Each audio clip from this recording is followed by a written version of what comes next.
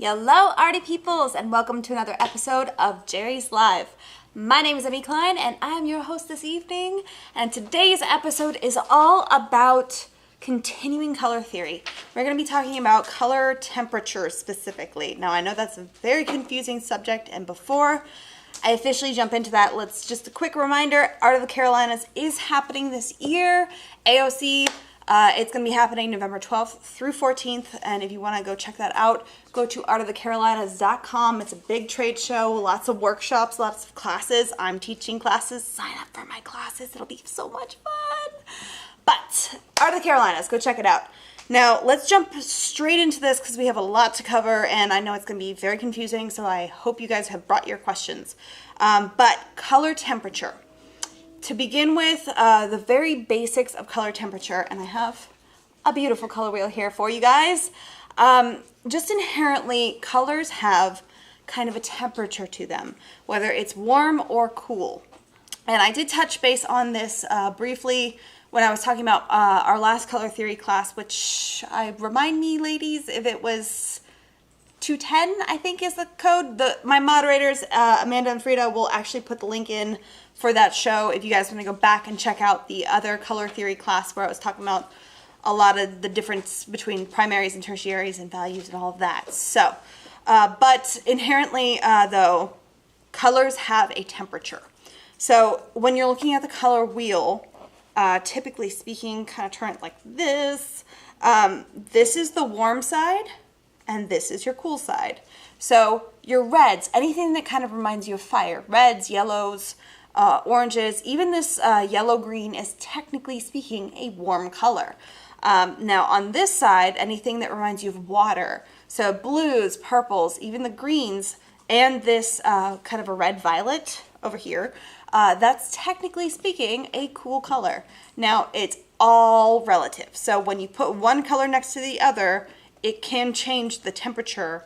So if you have a cool color and you put a cooler color next to it, that cool color originally now kind of appears more warm, which there's a whole thing about that, which I was talking about specifically with my other color theory swatches that we were talking about before. So I know blues are a very confusing kind of way of looking at color temperature, which is why today I'm going to show you what I mean, which is great. That's the best way I can do this. So I'm going to talk to you about specifically just blue as a color and how to see color temperature just within one single pigment.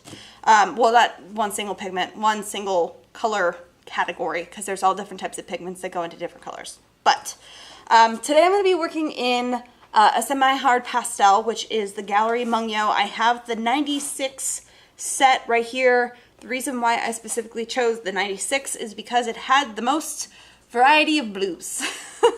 That was specifically the only reason why. And it's also a really lovely set. The pastels here lay down really nicely, give you really beautiful color when you do apply them to the paper. Now, paper, I will be using, I always mispronounce this, me tints. Me tints, haha, I got it right. So this is pastel paper, specifically made for pastels. Now, granted, you can use this with other drawing media or things like that, but it's really lovely for pastels just because it has a slight texture to the surface. So when you lay down your pastels, you get a solid coverage if you're pressing hard, but if you press really nice and light, you get it skipping across the paper and you can see that texture really kind of coming through. But this is a really nice, it's not super heavy. It is 98 pounds. So it's thicker than like your normal printer paper, but it's not like watercolor paper.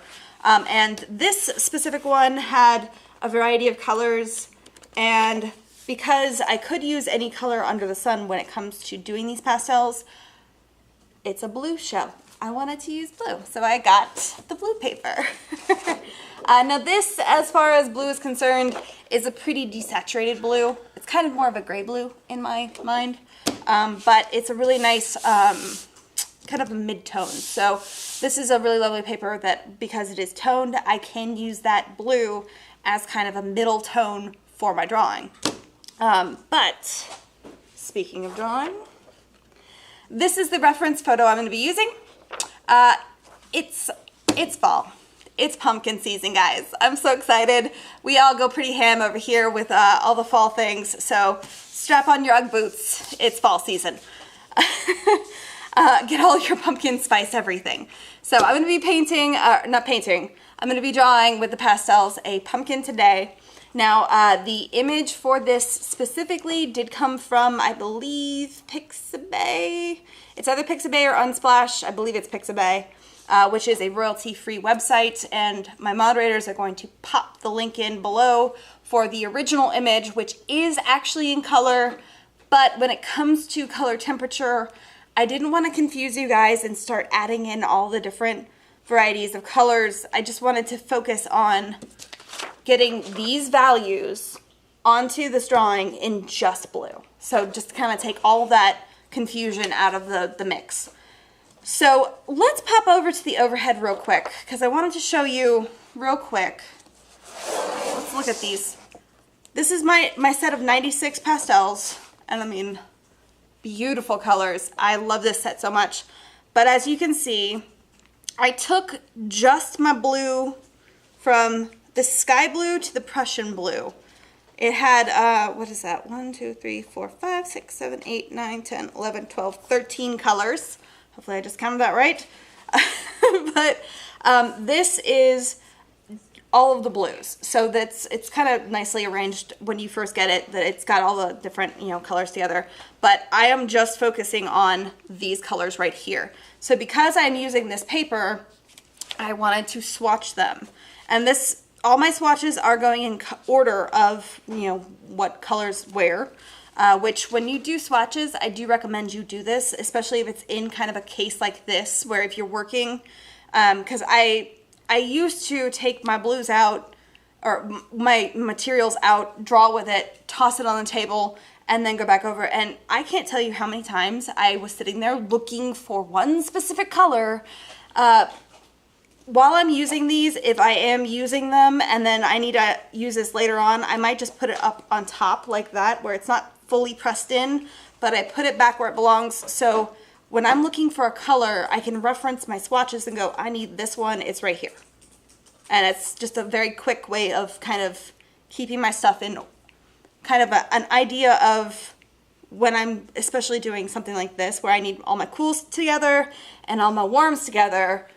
This is how I kind of keep it separated, especially with pastels, because you can get different pastel dust on the end of your painting or your little pastel squares there. So this is just a nice way of keeping them organized. You don't have to, but I do recommend it. But when it comes to these blues, the really cool thing about the way that they've organized this is that all of my warm blues and all of my cool blues are together. So if you look here, from Prussian blue to about the cobalt blue, those are my blues that kind of tend to lean more towards the purples, the kind of, it feels like you almost could see that there's a little bit of red mixed into it. Now, I can see that because in relation to these blues down here, these appear to have more of like a green tinge to them, almost where they're leaning towards like a teal kind of a color. So you could see that this is definitely a cooler blue section than the ones up here. Now I got this one right in the middle, smalt blue, which is a very, very, very light blue. It almost appears white. This one is odd. It's kind of smack in the middle just because it's so desaturated and there's really not a whole lot of blue going on. So this is one where I can kind of pop it into either side. But technically speaking, I think that's a warmer kind of blue. Now, if that's not confusing, I do have, let me flip this around, this. So when it comes to, let me make sure this is on camera. When it comes to using blues in what I'm going to be doing today, typically speaking, this is what our eye sees as normal. Your highlights and where your lights are hitting your object are going to appear on the cooler side, just because, or I'm sorry, the warmer side, because usually 9 times out of 10 your lights are warm.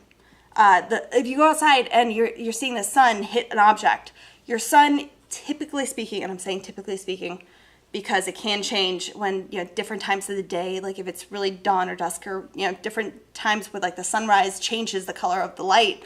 That's not what I'm talking about. I'm talking about smack in the middle of the day. If you go outside, and it's a nice, beautiful, sunshiny day, your light that's hitting everything is kind of a yellowy, warm kind of tone. Now that's where all of these highlights are going to be kind of on the warmer side. Now down here where the shadows are is going to be the opposite. So all of those shadows are going to be cooler because if you have a warm light, it casts, typically speaking, the opposite. Now this is pretty standard to our eyeballs. If I were to cover that up and flip it around, this still makes sense to you, but I flipped it. So everything here in the highlight section is a cool color. Everything in the dark section, where it's got that shadow, is the opposite. It's the cool colors. So this makes sense to your brain, even though I flip-flopped them. That's how you can utilize color temperature in your artwork to find the forms and kind of understand where your colors need to go and how to kind of lean your colors towards one way if it's in a shadow, or lean it the other way if it's in the light, and make sure that your lights are consistent. So if all of your lights are hitting an object that is so many different colors and that light needs to stay nice and warm, you want to add those warmer tones to it. If everything is in shadow, you need to add those cooler colors to it. If you flip-flop it, you need to keep it consistent, which is, again, kind of difficult to understand. So if anybody has any questions so far, how are we doing, guys? We good? Why would you choose this paper over, for example, a sanded paper? That is personal preference. If you want a sanded paper and you want to work on a sanded paper, absolutely go for it. Feel free. It is still a toned surface, so it'll give you a nice mid-tone as far as the color that's on your paper. I personally don't like it. I don't like the feel of it. I hate when I go to lay down color and it feels like I'm just sanding my art supplies. That's my own thing, you know? And plus, not gonna lie, a lot of the sanded paper isn't blue. It's brown. Usually it's like a really neutral, like tan color. I don't know if I probably have a pastel that's about the same color. It's usually about this color, you know? It's like an orangey brown kind of a thing. That's not my favorite either. If I'm gonna use a pastel paper, it still has a nice texture to it, but it doesn't feel like I'm working on sandpaper. But that's my own personal thing. So if you want to use sanded paper, you absolutely can. There's nothing wrong with it. It's just, I would also recommend you trying it out. Like it's definitely something that you should, you know, kind of test out once in a life, you know. All right, so any other questions before I officially jump into our drawing? Are we good so far? I have one. Yes. But I will admit that I was trying to figure something out, so I'm not sure the context. But Okay. Rhiannon said, so a cool light is casting a warming shadow? Yes. That's, all right, so think about it like if you have a cool, this is down here, this is a cool light. So everything seems very cool, very purpley, kind of on the, where's my, here we go. Remember, this is my cool side over here. So if my lights are kind of a purpley, like if you have an LED light that's casting like a blue kind of color to everything in your room and you're trying to draw a still life, it's gonna be on the cool side. Your shadows are gonna be the opposite. It's gonna be on the warmer side. Now, your shadows values are still gonna be really dark because it's a shadow. It still needs to be a shadow and your values need to be dark. Now remember, back to this, I brought all my things again. Value is the lightness or the darkness of a color. So it might be on the warmer side, but maybe it's on the darker kind of scale of that value. I hope that makes sense. Now it's the same way with if you have a warmer light and everything's got that kind of yellowy tinge that's kind of more on the warmer side, you know? your shadows are going to be kind of purpley or blue, kind of in that area, which is really fun. This specifically clicked for me when I was in college because I was actually walking around on campus and I had just left the courtyard, which had very, very warm lights. All the lamps and everything, it was dark at night, but it was very illuminated. So all the lights, the lanterns were like an orangey color. So all the shadows were the opposite. It was kind of like a blue, kind of purpley, and I could see the color, and it was really amazing because when I walked around this one building, there was one light post that had this really, really blue light on it, and it was casting a shadow down across a sign, and that sign shadow I could see was kind of the opposite. It was like almost like an orangey, but it was real dark, which was the weirdest thing to see, but it's one of those things that once you actually see it in life, you're just like, oh, I get it. But if you guys have different colored lights, I would love for you guys to play around at home, see if you can physically see this. There's all kinds of LED lights that you can get on, Amazon or whatever it may be, and they have the ones where you can mix them with a white light, and then you can kind of adjust your temperature that way and see what that does to your shadows. It's a really cool way of kind of just physically seeing color while being able to control it. And I hope that makes sense. But I do recommend you guys test this out at home. It's a really fun way of like understanding color, especially color temperature. But that's a different aspect of than what I'm going to do today, because remember, I'm only sticking with blues. I'm only going to be using just blues. So how can I accomplish the same thing if I'm in the same color family? It's a monochromatic idea. So let's jump into it, because otherwise I'm never going to get this done. Where did I just put my picture? All the things. Haha, I stuck it underneath. All right, so I'm going to keep this on my table just so I have it as a reference. Just because I'm going to be going with this up here, because this, to my eye, seems more normal, because usually 9 times out of 10 your light's going to be kind of on the warmer side. So I'm going to use that kind of a color idea for my pumpkin. So let's make a blue pumpkin, guys. Let's grab that smalt blue, the one that's like right in the middle. That's not quite warm or cool. It's just really, really light. I'm going to grab that and I'm going to sketch my pumpkin.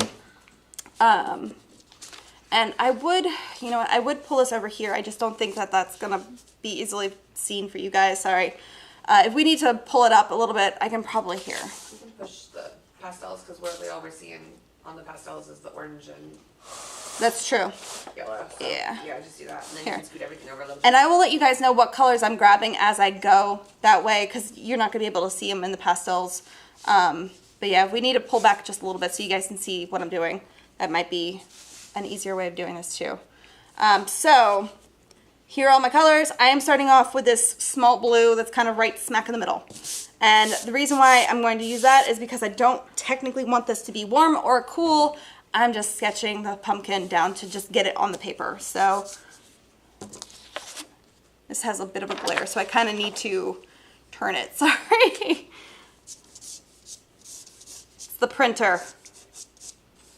All right, so I know, and I'm going to draw through the stem here, that outline of the back side of the pumpkin. And this is just something so that I make sure that my shape kind of lines up. I'm not going to try and draw around that stem. And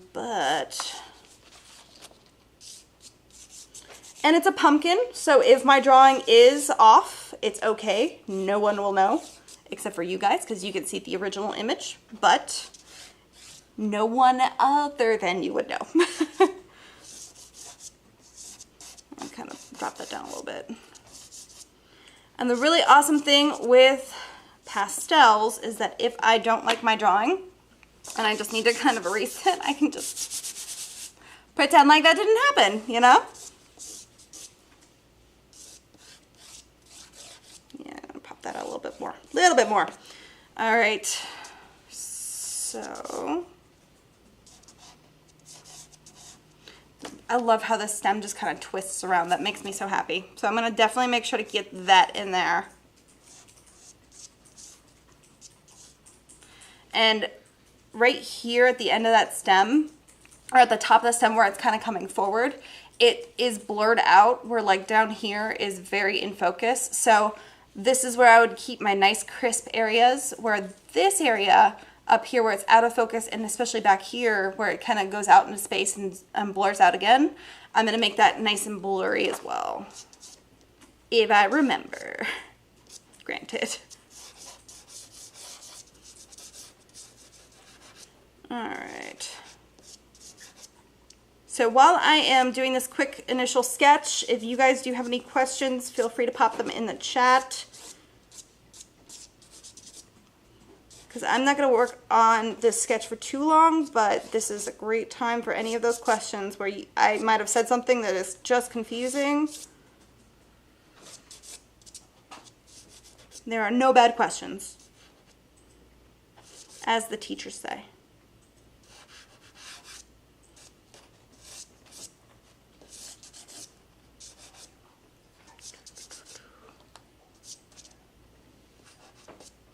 Whoop.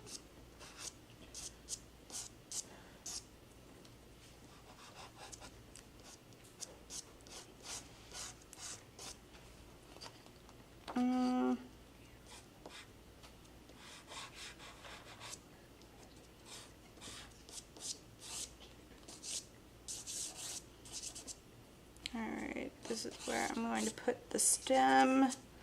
Might be wrong, but that's okay.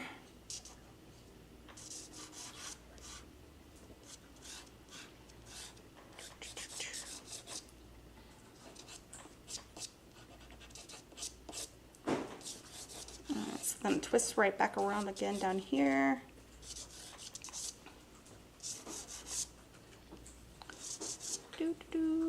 Alright.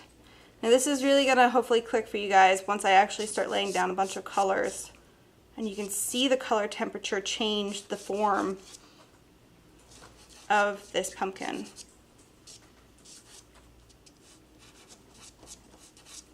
Alright, now I'm not going to really worry too much about the details.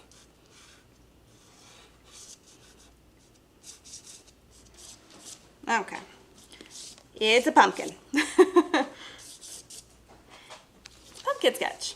Alright, so now I'm going to go in and I'm going to work on my shadows. So my shadows, if I have cooler, because remember these are my cool colors, if I have cooler lights, I need warmer shadows. So I'm going to stick up here with my shadows.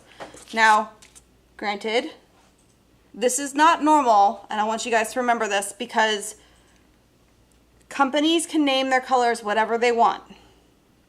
It's the pigment in them that is more important than the actual name of the colors.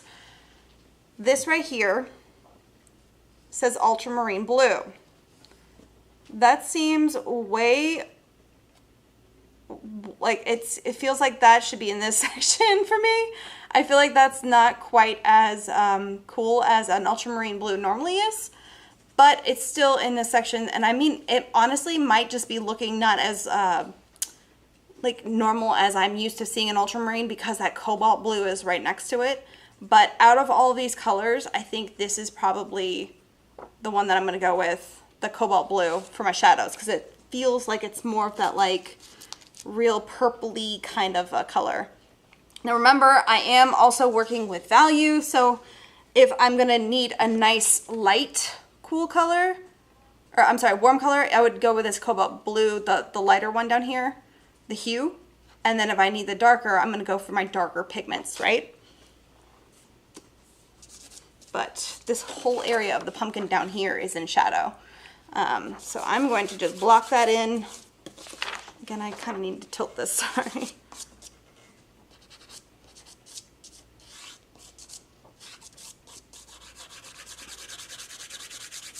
And yes, pastel dust is going to get everywhere. Oh, the other thing that I cannot stress enough.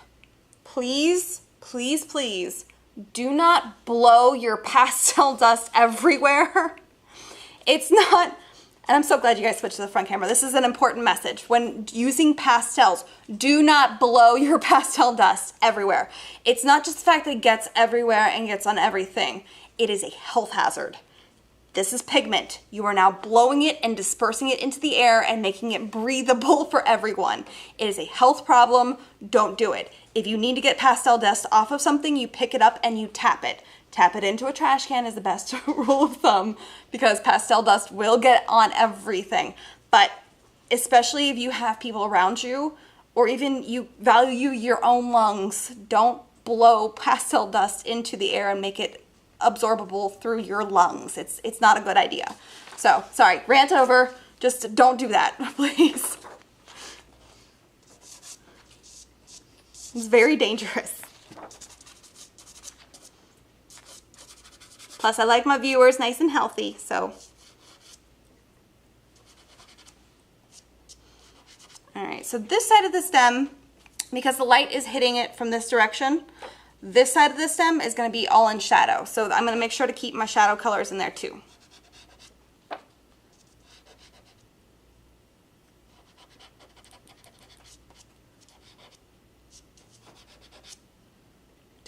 I think I missed part of my little stem here. Oh well, I'll pop that in. Pastels are very forgiving. The color temperature of your light will affect the color that you see, Yes. correct?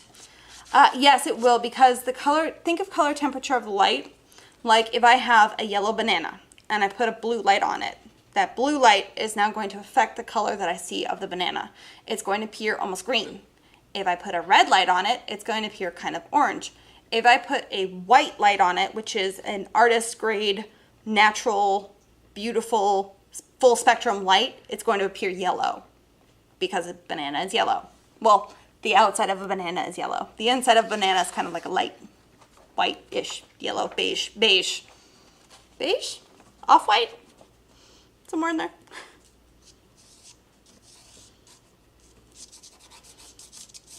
Again, I would love for you guys to actually go grab some colored lights and give this a whirl.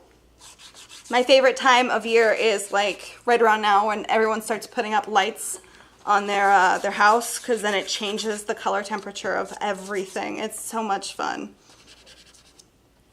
Sorry, I geek out about color temperature about all the time when it comes to seeing it in real life. This would be considered a monochrome painting, correct? Yes, monochromatic means I'm only using one color. So this is all blue, one, monochromatic. Now, if I start introducing other colors, then if I was using the two colors, it's, oh wow, my brain just turned off. What's the two color? Please, somebody help me. Dichromatic? What? Dichromatic? Dichromatic. Sorry. My brain just shut off real quick. Okay, I need coffee.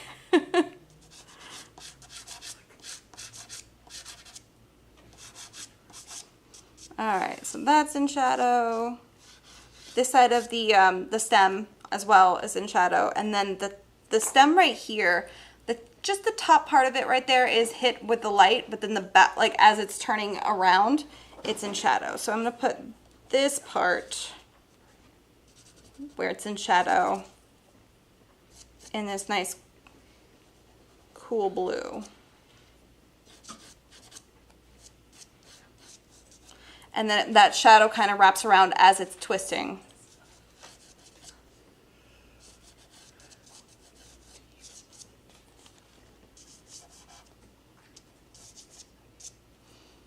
Now, I'm not sure if what I'm seeing, and this is part of understanding your photo reference, I'm not sure if the top of that little stem right there is technically in shadow, or if it's just really, really dark because that's the color of the object. But it looks like it's kind of in shadow, and that's one of those areas where, depending on my drawing, I can make it kind of bend back in shadow, or I can pop it forward. But for right now, I'm going to darken it with this shadow color.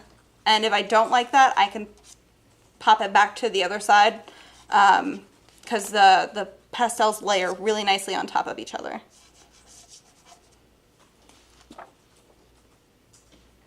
Alright, so down here, some of this is in shadow, but it's not that really dark shadow color like what I'm seeing down here. So I'm going to pop this in just those little dark areas right there, but I'm not going to keep that this dark value of a blue for my shadows. Now my shadows still need to be in the same color temperature, but a different value. Remember, lightness and darkness. So that's where I might grab that cobalt blue, the hue, sorry, this is cobalt blue, which is the darker one. Cobalt blue hue, if that's not confusing, is the lighter.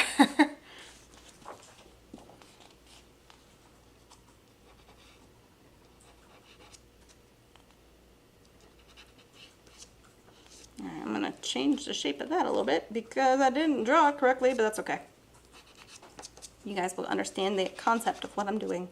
Now also down here in this area, it looks like this part of the stem is also in shadow, but it's not, I hope you guys can see that.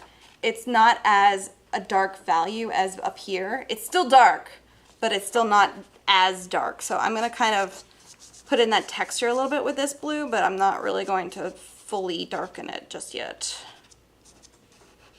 And this blue down here, I'm probably gonna need to darken as well. So it's one of my darker values of the warmer blues, but I don't think it's dark enough.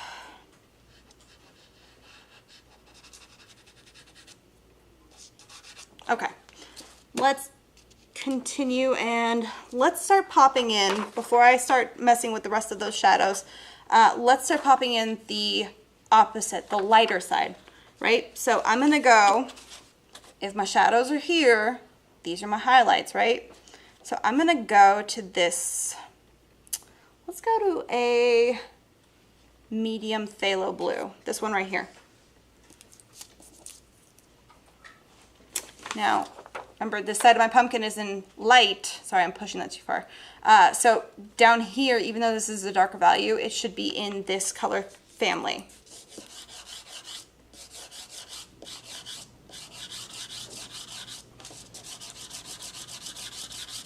So I'm going to not worry about any of my like little pumpkin shapes and values or anything like that, because I could pop that in. I'm just going to pop this around just to kind of get the idea that it is in light. And then right here where the light starts kind of skipping across those little facets of the pumpkin, I'm going to start popping those in too. But the rest of that I can get in a minute.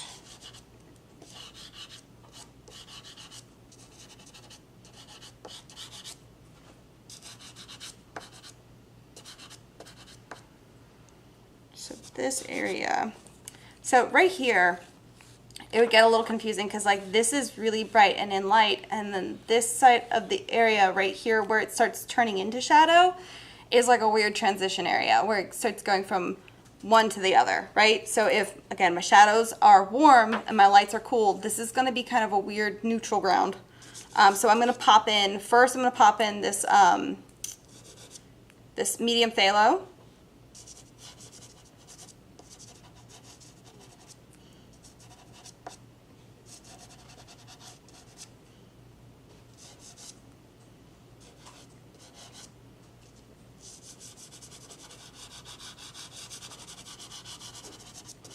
Kind of get that darker value going. And then I'm going to go in with this cobalt blue hue, the lighter version of it. Start putting those shadow tones back in. So the cool thing with pastels is because I am going one on top of the other and I'm layering them, I can very easily change the color temperature because I am mixing them on my paper. Same thing with if you're using oils, it's just a different application technique, but it's the understanding of like whether or not you're putting one on top of the other. Like with acrylics, you can glaze very easily. There's all kinds of different application techniques to achieve the same thing, but that's getting into mediums, and I don't think we have the time for that. Unfortunately. Now right here, We do have a bit of a shadow being cast by that stem, and I do want to put that in, right? Do we have a question? Yes. What's up? Barb was noting that you don't break your pastels or take the paper off. Nope. She's wondering if there's a reason for this other than seeing the name of the color, as most people tell you to break your pastels.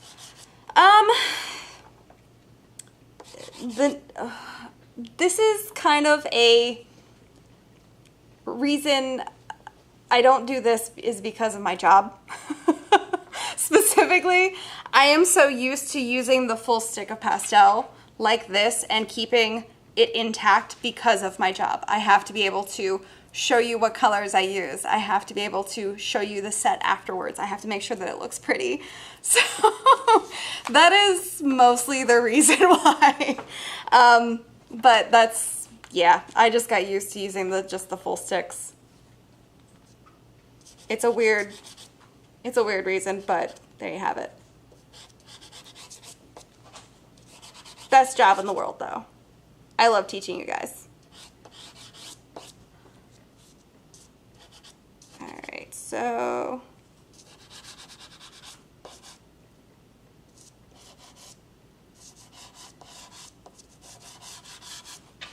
now over here, I'm gonna kind of keep, I might touch in some of those, my brain is trying to remember whether or not it's warm or cool.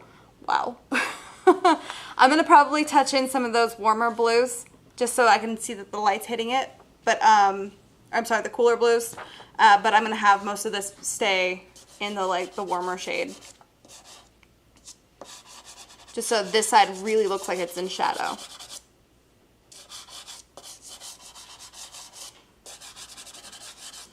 This is the part where my brain is also being like, is it warm or is it cool? Is it warm or is it cool? This is why I organize my colors together. Because then that way I don't even have to worry about saying if it's warm or cool in my own head.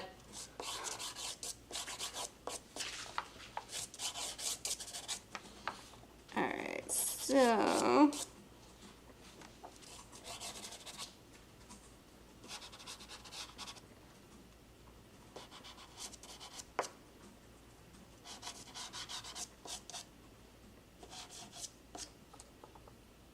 I really cannot tell if that's in light or not.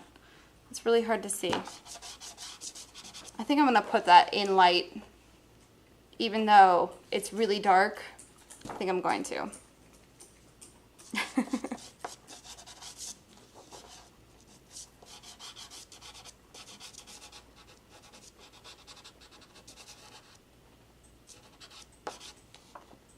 One little section up here. All right.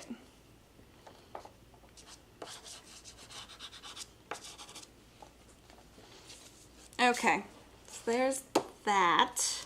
Let me pop in a little bit more of these, like the lighter lights, where the light's really hitting it.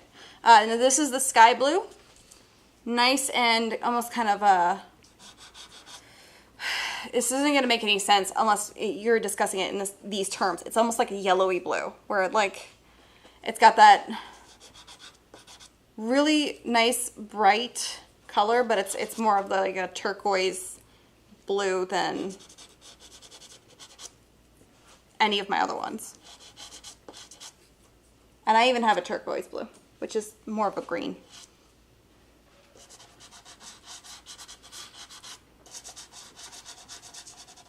But in specific relations to the blues.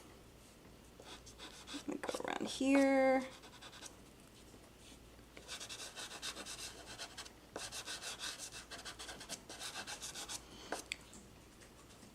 Try to make sure I pop out the lights that are coming around the other side of that stem.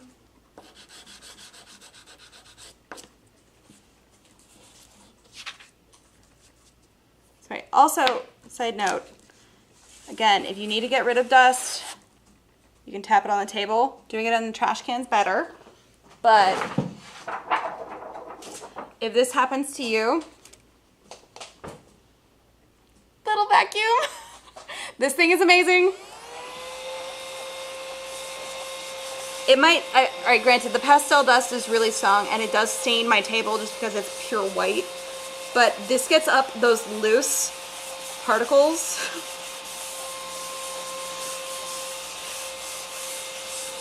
really well without getting it all over the place, without smearing it.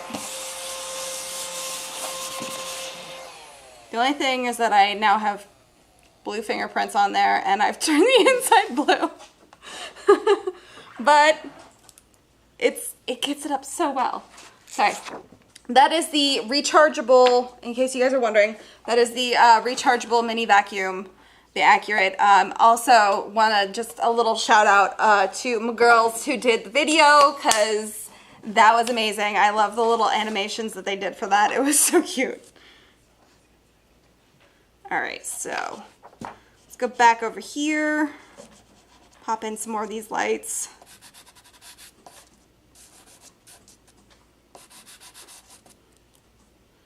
All right, now right here where it's hitting that, I could give that like almost like a cast, like a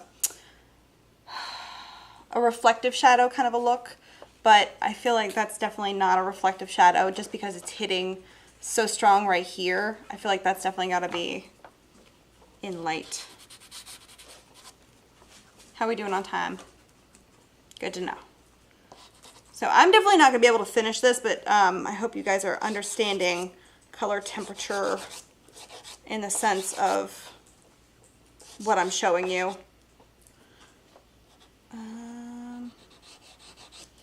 And I do have a little something extra special to show you guys too.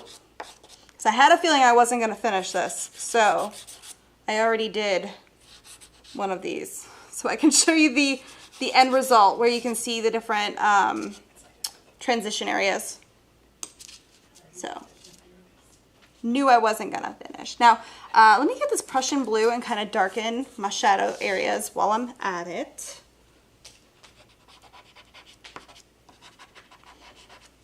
Because again, this Prussian blue, it really could lean towards warm or cool because it's kind of just a really dark blue.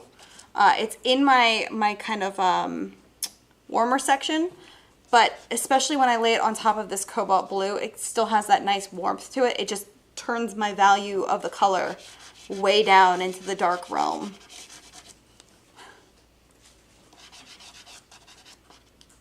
And remember, all of this is relative, so it might be a cool color on its own compared to like a green or whatever, but when you put all your blues together, that's when you really start seeing the differences between them.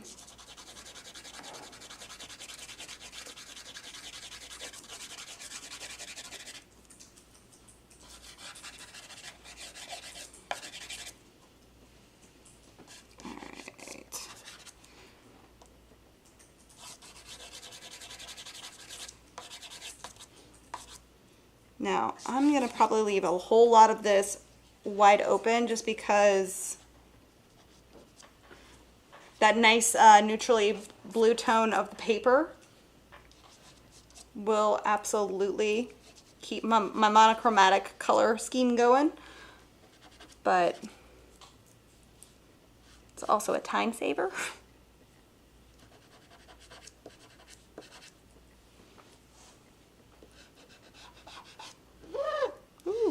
Excuse my pastel. Got a little excited there.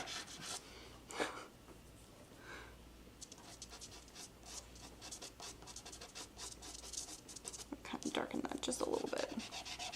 And darken this a lot. Alright, now this top section of the stem, I told you I'm going to put that in light. So I need, let's go with this deep phthalo.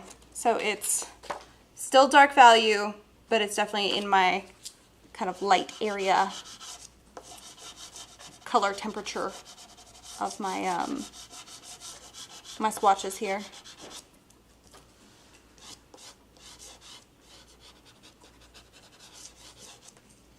Now I think I'm going to darken it up a little bit.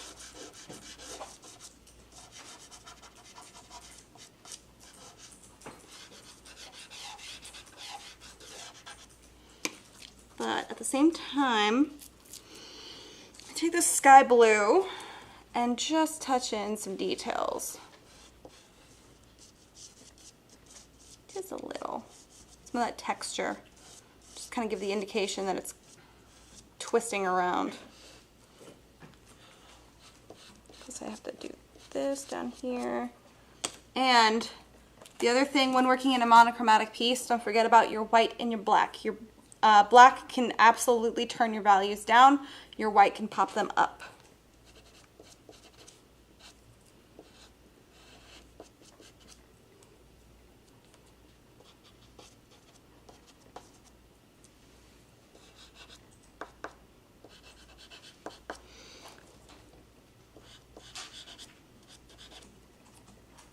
Couple of highlights in here just so I can say this is sort of done.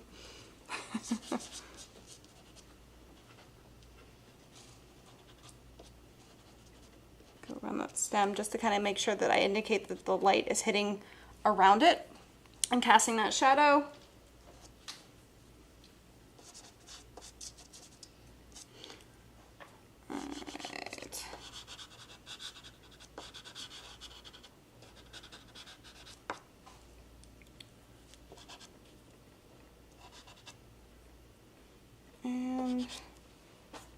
And I definitely need to clean that off later. Let's start with a little bit of the background, just so you guys can understand how I usually carve my shapes out at the end. Is that the right? Nope, I dropped it down. Wrong line.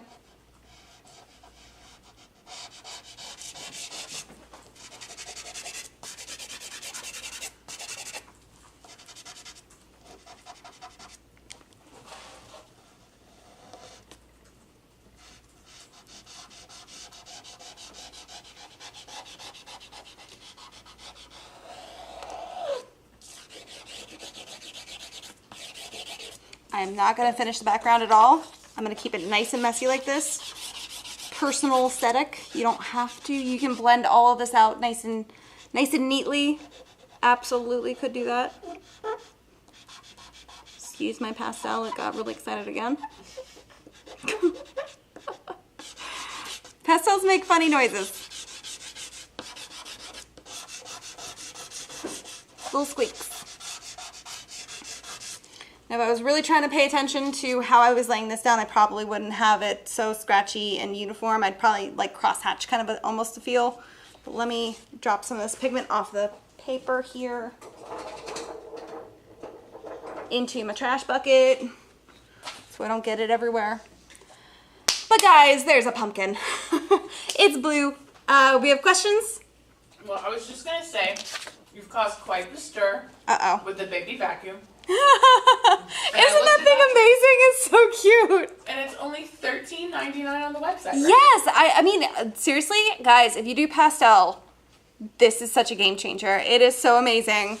And, like, again, just picks up all my little pastel dust off my table. Now, again, also, side note, another game changer for pastel artists. We have another... You should add both of those to the teacher's cart. Yes, I did actually grab these last minute before I jumped on the show. I do need to add these to the teacher's cart, so I will add them. But look at my hands. My hands are blue, right? The Soho wipe takes everything off really, really easily. I also had pastel dust on my arm earlier. Now it's gone.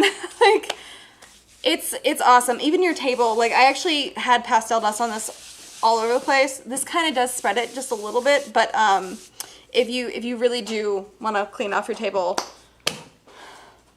Soho wipes. These things are awesome, and they actually smell nice, pretty nice, and they're biodegradable, which I can get behind.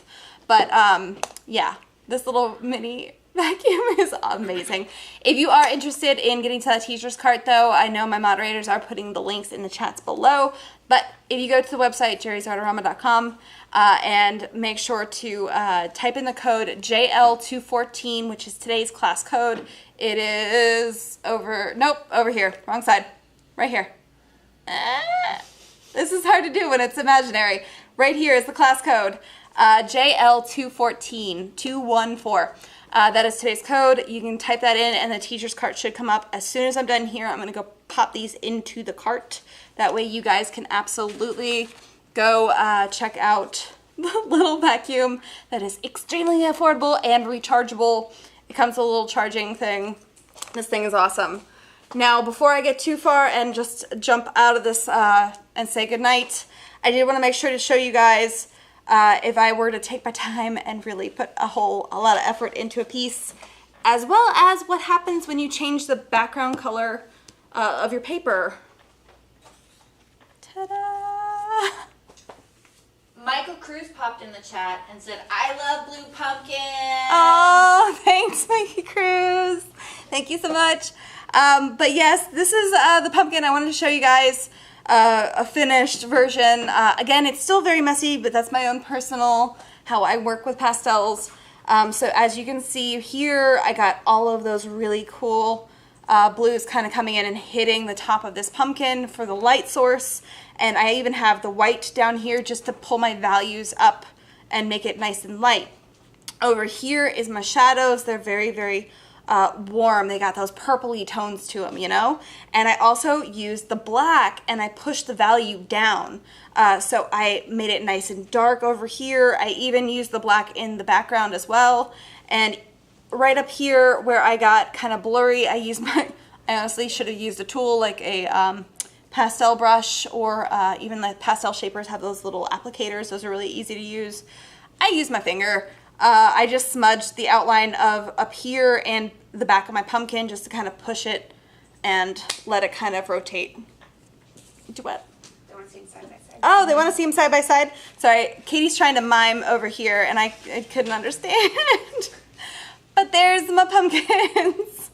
So this is on, you can kind of see the paper kind of showing through.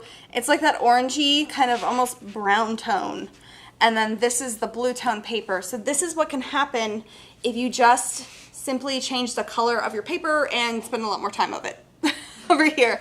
But the color of your paper is very important when it comes to pastels because it will shine through even down here where I smudged it. Like you can still see that orange of that paper shining through. This is my personal go-to when it comes to doing art, is that I usually do the opposite of my color scheme in the background. So if I had like the Lady Liberty painting that I did, I started off with a really orangey kind of red tone and then I popped the greens in on top of it. This is a blue pumpkin. I wanted to put it on orangey kind of paper just because the contrast of those colors kind of coming together gives you a lot more visual interest. And even though this is a really lovely tone of paper and it really worked well for the blue monochromatic piece, I prefer this. It's just personal preference, but I did want to show you guys what that would do as well as, you know, the finished piece. So there's my blue pumpkins. I hope you guys enjoyed it. Now, also, if you guys make blue pumpkins, I want to see it. Please draw some blue pumpkins. That would be fantastic. If you do, make sure to go to our Facebook group, which is Jerry's Live Facebook page. And you can not only post your pictures there, if you do want to get into the group and you're not already a member, make sure that you do answer that one security question, because otherwise you are deemed a robot and I'm not allowed to let you in. Sorry. One day I'll have robots, but not today. But yeah, just make sure you answer that one question. And no matter if you're using pastels or acrylics or oils or whatever you use, colored pencils. We were just having a colored pencil show. That would be awesome. Try to draw a blue pumpkin or something in all blue, but it's pumpkin season, guys. Let's be honest. But make sure to use the tag, the hashtag JL214 so I can find it, because that would be awesome.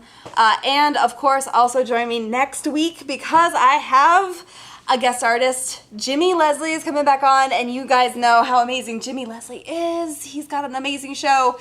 It's going to be Liquitex inks and mediums. So October is a-coming. Get your inks ready, and you know, let's do all the inky things. I'm excited, very excited. I have things planned. You guys don't even know. But that is everything today. I hope you guys have a wonderful evening, and I will see you next time.